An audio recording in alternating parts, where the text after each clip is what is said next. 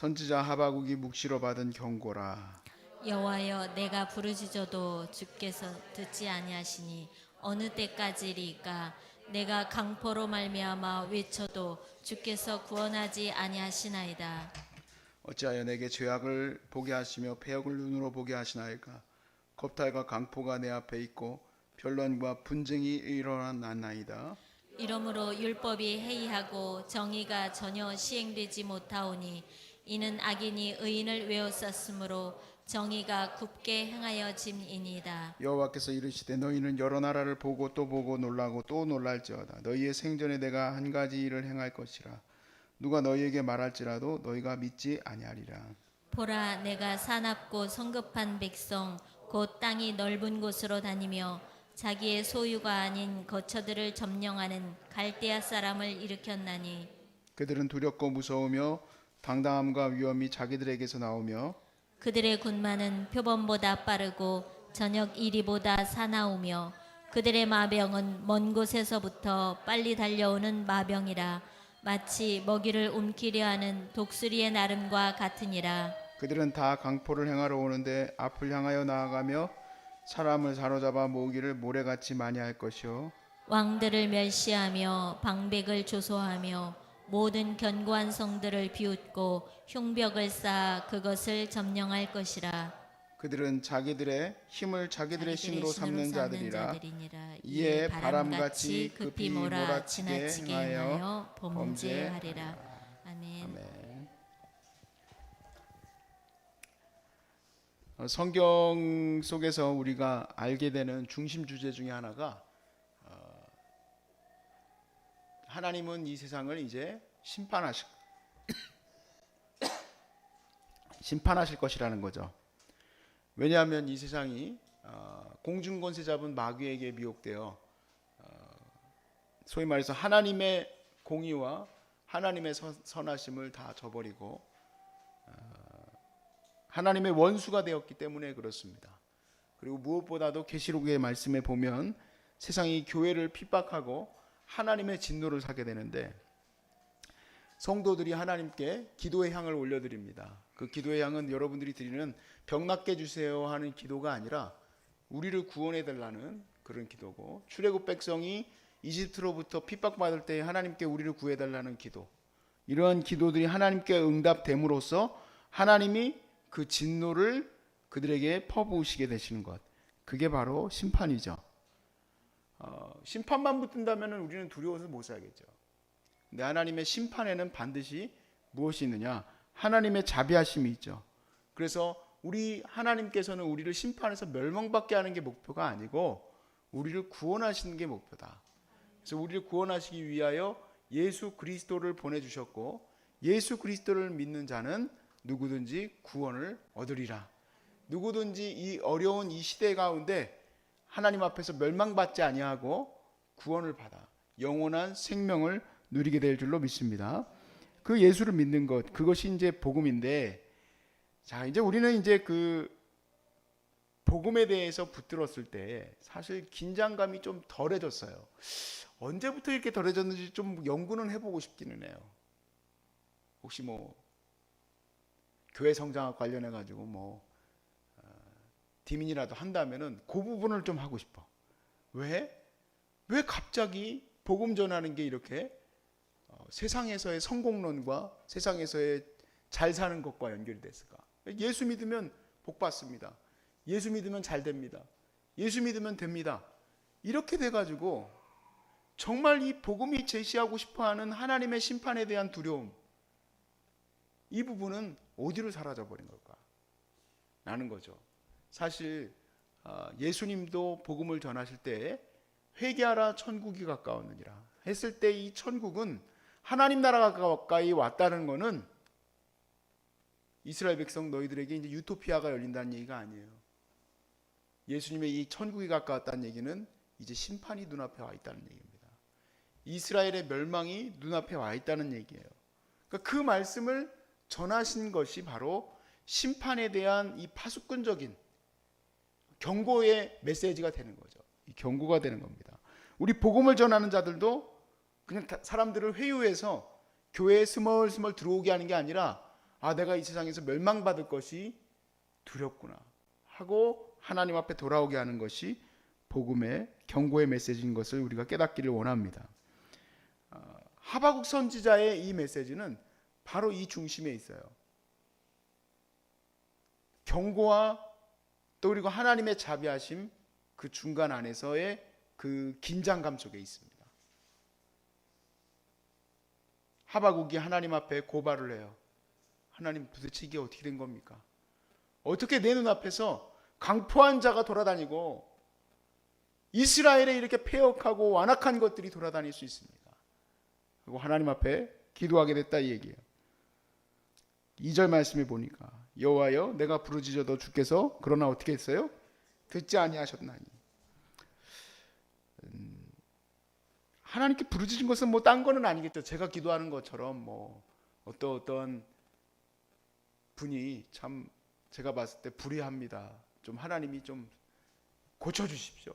하나님, 저 사람 좀 제대로 정신 좀 바뀌게 해주십시오. 우리 교회에 수장과 같은 분인데 좀 정신 좀 차리게 해주십시오.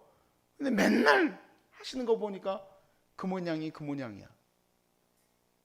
하박국도 똑같이 그렇게 기도했겠죠.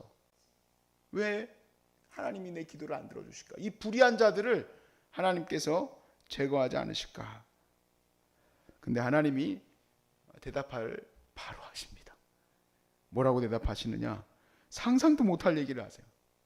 그 한 사람을 지금 내가 쏙 빼가지고 내가 그를 제거하고 아주 혼쭐을 내줄게. 곤장 100대를 때려줄게. 그런 게 아니라요. 나라를 멸망시키려고 하시는 계획을 얘기하세요. 5절부터 8절까지의 말씀을 보니까 여호와께서 이르시되 너희는 여러 나라를 보고 또 보고 놀라고 또 놀랄지어다. 너희 생전에 내가 한 가지 일을 행할 것이라. 누가 너희에게 말할지라도 너희가 믿지 아니하리라. 보라, 내가 사납고 성급한 백성 곧 이 땅이 넓은 곳으로 다니며 자기의 소유가 아닌 거처들을 점령하는 갈대아 사람들을 일으켰나니. 갈대아 사람들은 바벨론을 말합니다.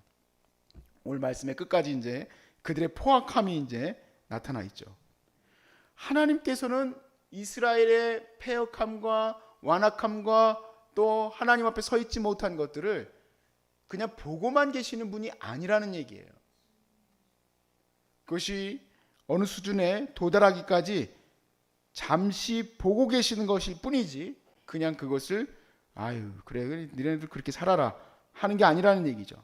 그리고 하나님이 진노를 내리셔서 그들을 흩어버리시고 갈대아인 즉 이 바벨론으로 인하여 포로로 잡혀가게 하는 것까지가 하나님의 계획인데 하박국서 1장에는 그런 구체적인 계획이 안 나와 있어요. 내가 그들을 너희에게 보내게 될 것이다 라는 겁니다. 근데 그 목표가 뭡니까? 하나님의 진노에 이런 목표가 있어요. 하나님의 진노의 목표는 회복이에요, 사실. 하나님이 진노를 퍼부으셔서 이 땅을 정화시키시는 거죠. 이스라엘 백성들을 정화시키는 거예요. 하나님이 심판을 내리신 이스라엘, 예수님 때의 이스라엘에서 무엇을 바라보고 계시는 겁니까? 바로 이 세상의 회복을 바라보고 계시는 거죠. 그러니까 우리가 그냥 무조건 예수 믿고 구원받으세요. 예수 믿으면 만사가 잘 됩니다. 이게 목표가 아니라는 얘기예요.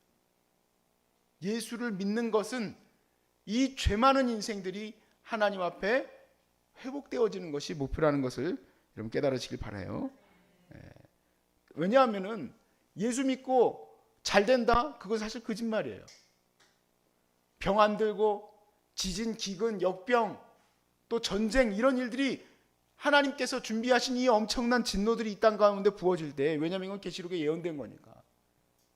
이런 것들이 부어질 때 그리스도인들은 우리는 괜찮습니다 할 사람이 있습니까? 아무도 없어요. 아무도 없어요. 그래서 우리가 살 길은 사실 뭐 여기에서 내가 뭐 잘 살겠다? 그게 목표가 아니라 예수 믿어서 영원한 생명을 얻는 길밖에 없다 이 얘기예요. 왜냐하면은 이 마지막의 심판은 이 바벨론의 심판과는 또 달라요. 바벨론의 심판은 이스라엘을 정화시키고 남은 자를 세우셔서 이제 예수님 이후에 전 세계에 복음이 전파되게 하기 위한 준비 과정이죠. 그런데 이제 우리의 앞에 놓여 있는 이 멸망은 끝이에요, 끝. 더 이상 뭐가 컨티뉴가 아니라 끝나는 거예요. 그러니까 무엇을 받아야 됩니까? 영원한 생명을 얻어야 돼요. 부활을 우리가 믿고 그 앞에 서야 될 수밖에 없는 거예요. 우리가 복음을 전할 때 힘이 빠지는 게 뭡니까? 사실 힘 빠지는 이유는 여러 가지가 있겠습니다. 근데 제일 큰 힘 빠지는 것은 주님 앞에 돌아오지 않는 거죠. 그들이 돌아오지 않는 거예요.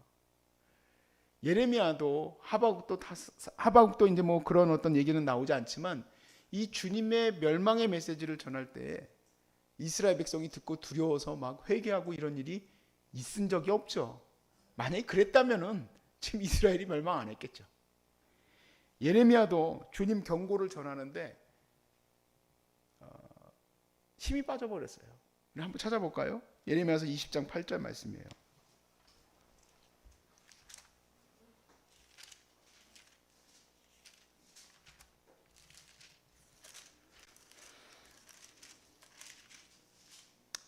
내가 말할 때마다 외치며 파멸과 멸망을 선포함으로 여호와의 말씀으로 말미암아 내가 종일토록 치욕과 모욕거리가 됨이니이다. 내가 다시는 여호와를 선포하지 아니하며 그의 이름으로 말하지 아니하리라 하면 나의 마음이 불붙는 것 같아서 골수에 사무치니 답답하여 견딜 수가 없나이다.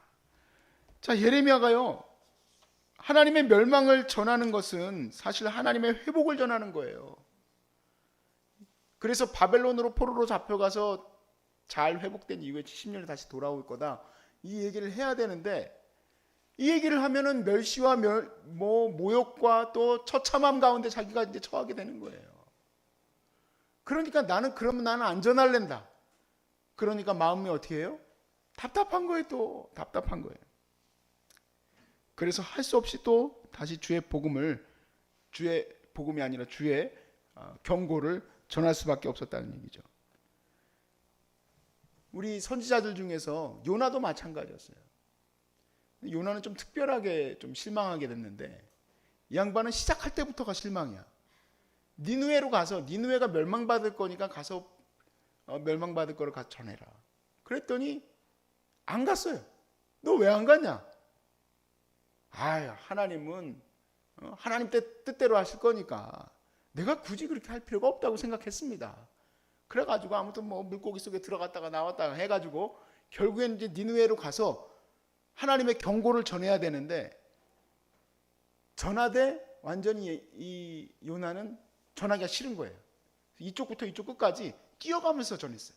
니네 죽는다, 니네 죽는다, 니네 멸망받는다. 그리고 열심히 뛰어가가지고 산속에 올라가가지고 이제 멸망받은 걸 보려고 갔어요. 그랬더니 자기 위에 이렇게 무슨 뭐 시네마 저기 자기 집에다 차려놓은 것처럼 이제 하나님의 불꽃쇼를 보려고 딱 올라갔는데 이 자기를 덮어줬더니 참 호박농골이가 감사하게 딱 해줬는데 이걸 갖다가 그냥 벌레가 잡아먹어 버렸어요. 박농쿨을. 그래가지고 어떻게 됐을까요? 날 죽여달라는 거예요. 날 죽여달라고. 그때 주님이 뭐라고 하십니까? 이 니느웨가 왜 멸망받지 않느냐는 얘기죠. 왜 니느웨를 멸망하라고 얘기해놓고 왜 멸망하지 않느냐? 이건 좀 뭔가 잘못 알고 있는 거예요. 하나님의 진노, 하나님의 심판. 하나님의 심판의 목표가 뭘까? 회복이 회복. 니느웨에게 얘기하고 싶으셨던 하나님의 마음은 한 영혼의 회복이에요. 야, 너는 그까짓 거 식물 하나 죽었다고 그렇게 난리치냐? 여기 니느웨에는 앞뒤 좌우를 구분 못하는 인간들이 얼마나 많은데 그들이 지금 회개했지 않냐? 라고 얘기를 해요. 정리를 하면 하나님의 심판, 복음에 대해서 우리가 너무 가볍게 여겨요. 복음을 전하는 이유는 하나님의 심판 때문에 전하는 거예요. 그런데 그 심판의 배경이 있어요. 왜 하나님은 이 땅을 심판하시려고 하시는가? 이 땅을 회복시키시려고 그러는 거예요. 그리고 심판과 경고의 메시지 앞에는 하나님께서 우리가 돌아오기를 바라고 계심을 믿으시길 바랍니다. 멸망의 무서운 것들이 지금 다가오고 있고 지금 세상은 지금 어지러워요. 정신이 없어요. 이런 시간들 속에서 우리가 무엇을 붙들었으면 좋겠는가? 바로 이 두 가지입니다. 하나님의 심판이 가까웠고 그리고 하나님의 회복도 가까이 왔습니다. 하나님이 원하시는 것, 이 마지막 때에 여러분과 저를 써서 한 영혼을 구원하시기 위한 것임을 믿으시기 바랍니다. 하바국의 경고가, 하바국의 그 경고의 메시지를 지금 전해줬을 때 하바국에게 뭘 알기를 원하셨을까요? 예레미야에게 뭘 알기를 원하셨을까요? 요나에게 뭘 알기를 원하셨을까요? 제가 21세기를 살아가는 이성일이가 뭐라고, 옛날 선지자들이 그걸 알았으면 좋았을 거라고 내가 여기서 평가하고 있는 게 죄송스러워요. 그런데 하나님이 그 이제 하바국서도 마찬가지고 예레미야도 마찬가지고 다 거기 앞에는 뭐라고 되어 있냐면은 하나님의 경고라라고 써 있어요. 그러니까 이 선지자들은 하나님의 경고를 전해야 되는데 이 경고를 전하는 거에 하나님의 마음이 뭘까? 제 결론은 한 영혼 구원하라는 거예요. 한 영혼 구원하라. 우리도 지금 이 선지자들의 이 글을 읽으면서 무엇을 깨달아야 됩니까? 하나님의 심판 두렵다. 여기 본문에서 하나님의 심판 두려운 거 누가 몰라요? 하나님의 심판이 두려울 뿐만 아니라 하나님은 회복을 원하신다. 그래, 하나님을 회복을 원하지. 그러면 그렇다면 우리가 무엇을 받아야 되는가? 그렇기 때문에 한 영혼 구원하기 위해 우리는 오늘도 힘을 다하고 또 하나님 앞에 기도하며 나가야 될 줄로 믿으시기 바랍니다. 아멘.